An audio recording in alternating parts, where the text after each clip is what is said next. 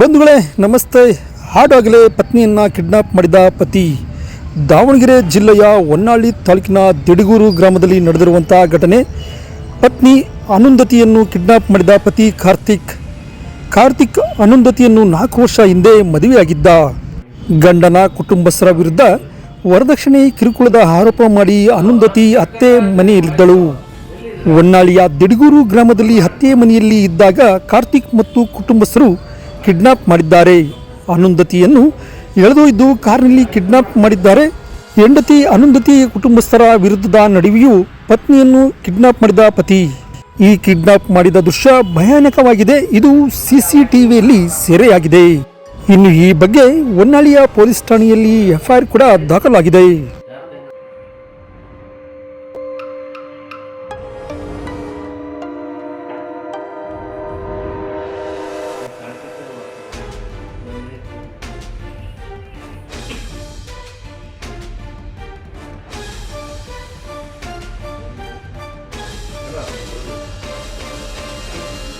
Hello, ಕಟ್ಕಟ್ಟಾಗುತ್ತೆ ನಿಮ್ಮ voice. ಎಲ್ಲಿದ್ದೀರಾ? ಹಾಂ, ಮಾಡ್ರಿ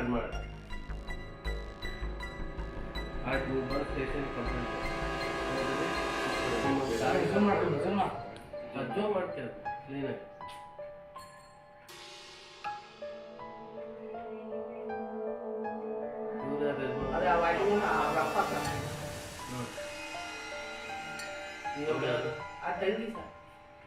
ಅದೇ ಆ ಕಾರ್ತಿಕ್ ತಂಗಿ ಸರ್. ಹೌದಾ? ನನಗೆ ಓದ್ಬಿಟ್ಟು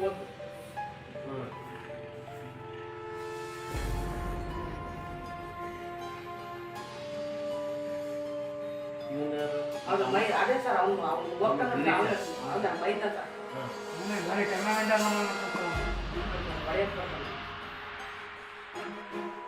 ಬೈಕ್ ತಗೊಂಡು ಪೊಲೀಸ್ ಸ್ಟೇಷನ್ ಬಂದೆ ಸರ್. ಅವನೇ ಸರ್ ಹೊರಗೆ ಹೋಗ್ತಾನೆ.